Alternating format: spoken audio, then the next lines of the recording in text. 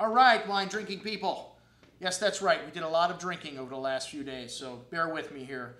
Domaine Carneros, one of the top properties of producing sparkling wines anywhere in the world. Well, it helps to have your brother or the founder of your company being from Champagne. Champagne Taittinger is the house that founded Domaine Carneros.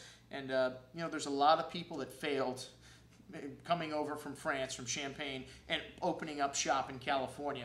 And what's easier to list the name of people that succeeded: Mum Napa, Domaine Chandon, Domaine Carneros, and Roederer, one of the most successful brands in Champagne, have succeeded in California in producing and marketing and selling these wines, which can be very hard. You know, Champagne sparkling wine or method champenoise sparkling, very expensive to produce, usually 2 to 3 years before the wines are released. By law, it's 15 months in France. So I don't know that we have any laws in this country, but Domaine Carneros is 3 years before they release their Brut.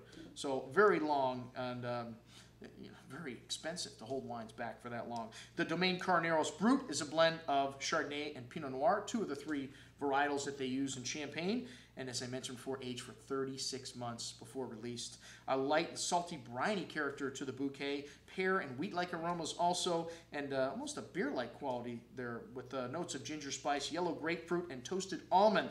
Light and refreshing style on the palate, crisp, clean finish, medium dry with some nice fruit, and a hint of that almond and mineral showing on the finish that was in the nose. Next up, we had the Domaine Carneros Rosé Sparkling, which this is a wine that we have on the shelf. Only 10% of the entire production is rosé. One of the reasons why rosés are more expensive. Usually, it's much smaller, the amount that these sparkling wine houses produce. So this wine had some lovely strawberry, hibiscus, and raspberry kind of fruit on the nose. Focused bouquet of aromas with lovely freshness on the tongue. Nice amount of that candied raspberry and strawberry fruit showing here with some fine creamy bubbles and hints of flowers on the finish. A really nice bottle of rosé. Hey, a lot of people have started to make still wines because, as I mentioned before, sparkling wines, very expensive to hold on to for 3 years. Hey, Pinot Noir, you can release 1 or 2 years after the vintage. You don't have to hold it so long, but hey, this is the 2007 vintage, so obviously a few years since this wine was made here. But Carneros Pinot, notes of that cola spice and red cherry fruit. Tony Soter actually laid out the vineyards for this producer when they first came into California in the 80s.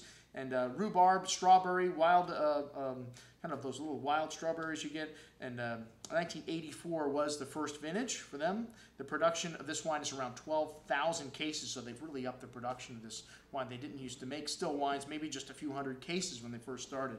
So a mosaic of 11 different ranches and 8 different clones of Pinot Noir, a real expression of Domaine Carneros' vineyards. This 2005 vintage was the first vintage they went biodynamic at the winery, something that a lot of people are starting to do in the fine wine end of the business. And cinnamon, brown spice, and some really nice freshness showing through on the finish. A really nice Pinot Noir. All right, next up we had the 2008, a vertical selection of Pinot Noirs.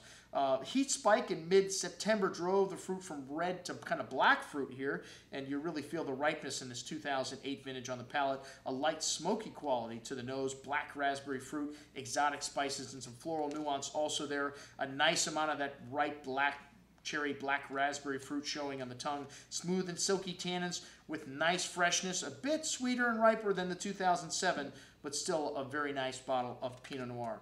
All right, next up, good friend Freddie Constant stopped by to show us his 2007 vintage wine from Diamond Mountain.